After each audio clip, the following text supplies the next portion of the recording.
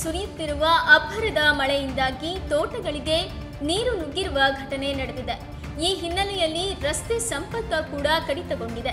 ಶಿವಮೊಗ್ಗದಲ್ಲಿ ನಿರಂತರ ಮಳೆಯಿಂದಾಗಿ ಕಡೇಕಲ್, ಕುಸ್ಕೂರು ಹಾಗೂ ಸಿದ್ದರಹಳ್ಳಿ ಭಾಗಗಳಿಗೆ ಸಂಪರ್ಕ ಸಂಪೂರ್ಣ ಕಡಿತಗೊಂಡಿದೆ. ಮನೆಗಳಿಗೆ ತೆರಳಲು ಗ್ರಾಮಸ್ಥರು ಪರದಾಡುವಂತಾಗಿದೆ.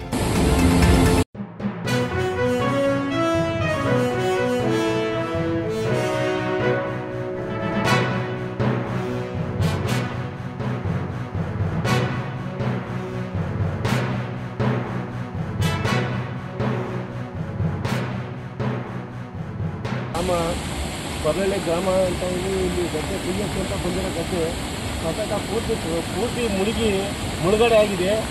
ಈ ಕುಯ್ಯಕ್ಕೆ ಬಂದಿರೋ ಗದ್ದೆ ಏನಕ್ಕೂ ಬರ್ತಾ ಇಲ್ಲ.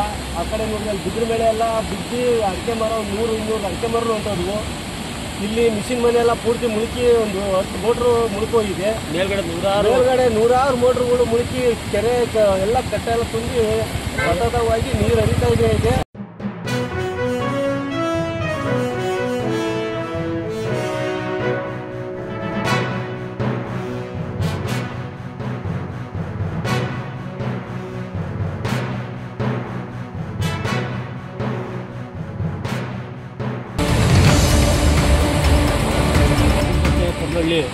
ಗ್ರಾಮದಲ್ಲಿ ರಾತ್ರಿ 2 ಗಂಟೆಗೆ ಮಳೆ ಸ್ಟಾರ್ಟ್ ಆಗಿದ್ದು ಬೆಳಗ್ಗೆ 7 ಗಂಟೆವರೆಗೂ ಸತತವಾಗಿ ರಸ್ತೆಗಳು ಕಂಡಿಲ್ಲ. ಹಂಗೆ ನಮಗೆ ಬಿಲ್ಡಿಂಗ್ ಮನೆಗಳ ಬಳಕೋಕ್ಕಾಗ್ತಾ ಇಲ್ಲ. ಆ ಥರ ಮಳೆ ಬಂದು ಅಲ್ಲೋಲ ಕಲ್ಲೋಲ ಆಗ್ತೈತೆ.